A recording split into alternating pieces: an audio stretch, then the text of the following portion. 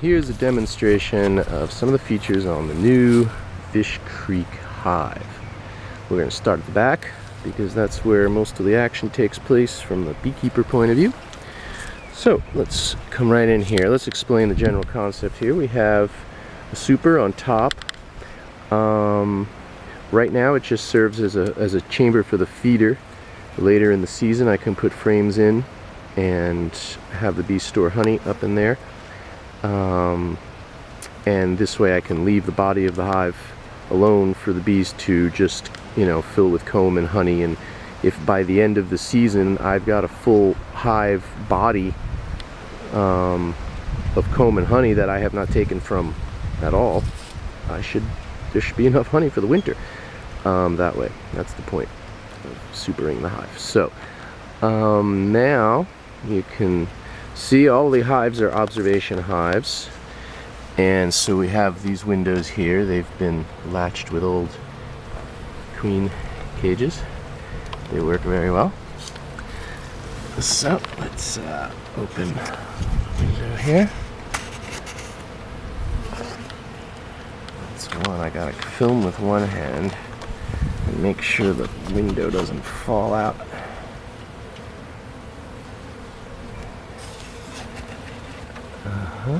Okay. And I don't know if the camera can capture up inside the hive there. Let's try to, it's too much glare. But the bees have all swarmed to the window now. Anyway, so the observation window, this is the empty side of the hive here. Here's the follow board. And here's the active side. Put the window back in.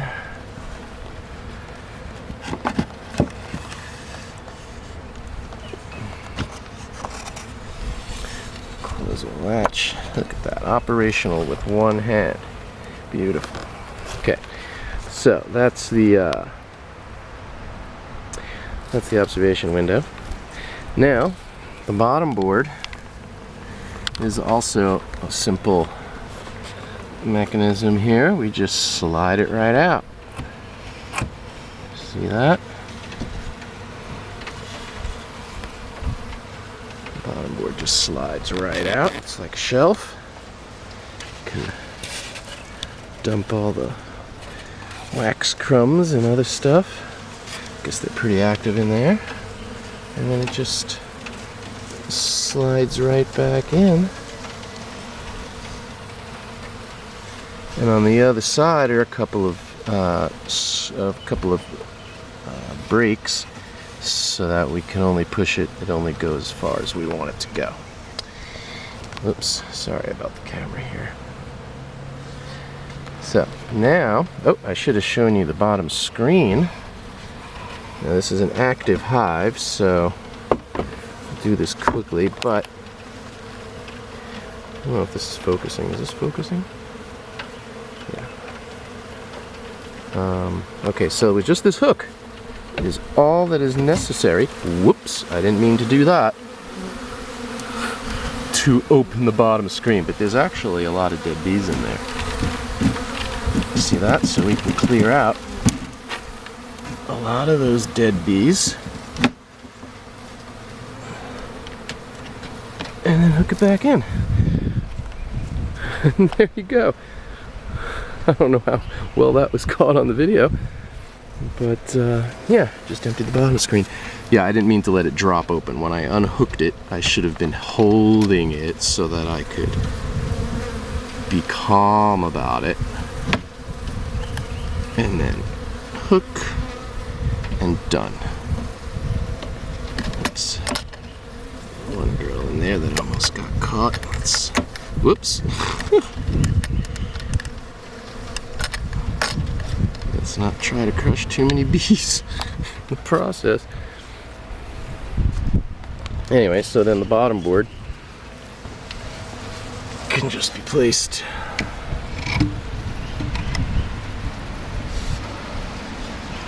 right back in there. And you're done. Okay. Now up here in the super,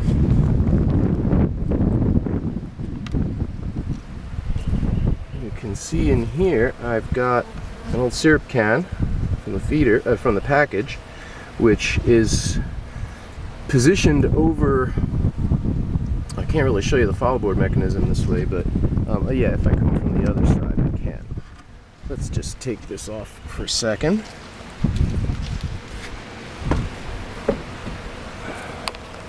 Now, if you look in here, there's a hole down there. This is the bar with the screws is the follower board, and then attached to the follower board, where the arrow marking is another bar that's attached to the follower board, which has a gap in it, which I have a plug for.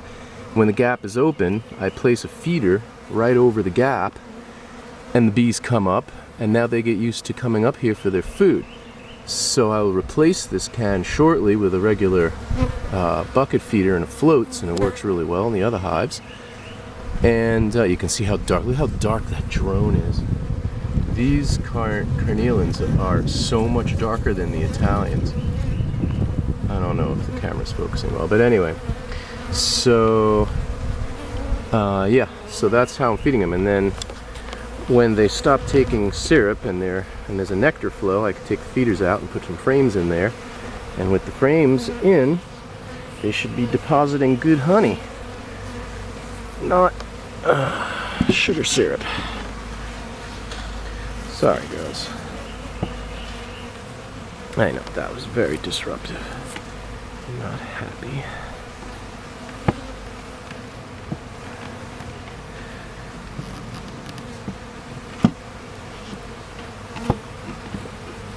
Okay.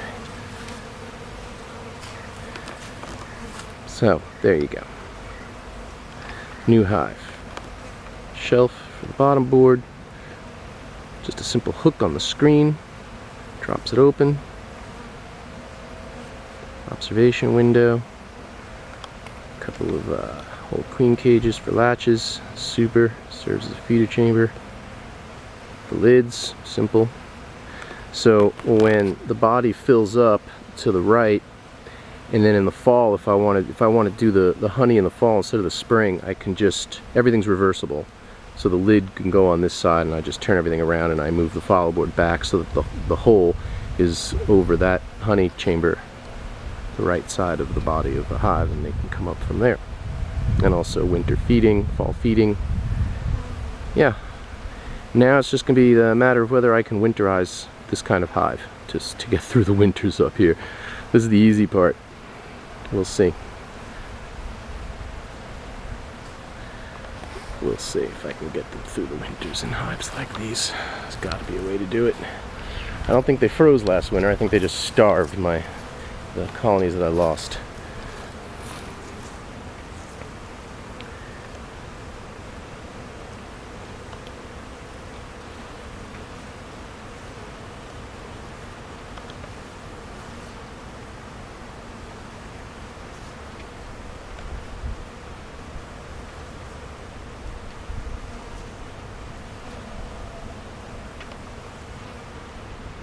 Here's one of last year's hives, supered. It looks pretty much the same. A couple of different designs. I can show you one of the different, one of the changes. You can see last year's hive. There are those 3 holes next to each other down below. Those have all been plugged up. Corks have been hammered into those. Those are permanently sealed, more or less. I moved the entry holes up and spaced them out a bit, except for this one down here, which is going to be the, that's the original entry hole. It's the one they're using now. These are freshly installed package in this hive. It's not last year's colony. Last year's colony died in this hive. It didn't have the super on. Anyway, so for mites, I've received the advice with mites that one of the reasons that they persist in a hive so well is because if the bees drop them, they don't really fall through the screens that people put, the screen bottoms to let the mites fall through. And part of the problem is if they hang on to the screen or whatever, the bees, when the entry holes are very low, it means you're going to have a lot of bees on the screen inside the hive where their bees are coming in and out. And that's going to give the mites that have fallen down there access back onto the bees, back up to the comb.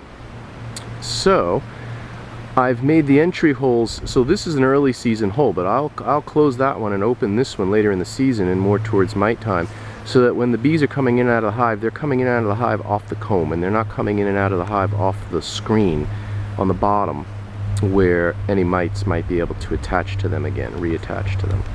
I know, you know, any little thing that can be done to help with a mite problem. I know that's not gonna solve a mite problem, but any little thing that can be done. I stapled the screen onto the screen frame, the hinged screen frame, which I showed you opening before.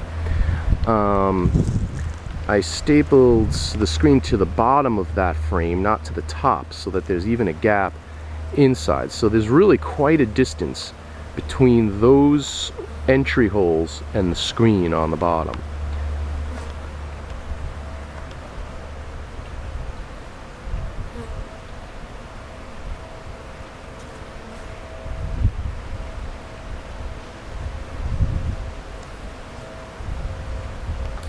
So I have these two back here. So these are carnelians, just installed yesterday. These are Italians, installed 2 weeks ago. I can show you in the Italians what the feeder looks like on the inside now, and what it will look like in the other one.